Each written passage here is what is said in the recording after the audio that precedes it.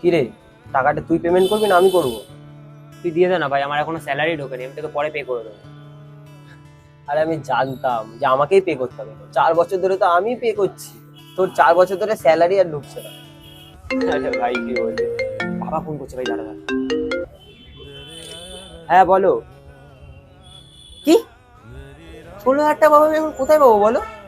আমার কাছে একটা টাকাও নেই এখন। তুমি তো জানো বাবা, আমার এখন একটা স্যালারি পর্যন্ত ঢোকেনি। আমি তোমায় কোথা দিয়ে টাকা দেবো এতগুলো টাকা এখন? আরে আমি কি জানি, আমি বাড়িতে যাই, তোমার সাথে আমি কথা বলছি শান্তি মনে। ঠিক আছে, করলি পেমেন্ট? হয়েছে পেমেন্ট?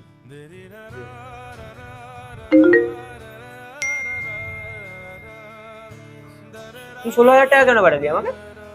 আরে কাকুর খুব দরকার তাই তোকে পাঠালাম। চুপ কর তো।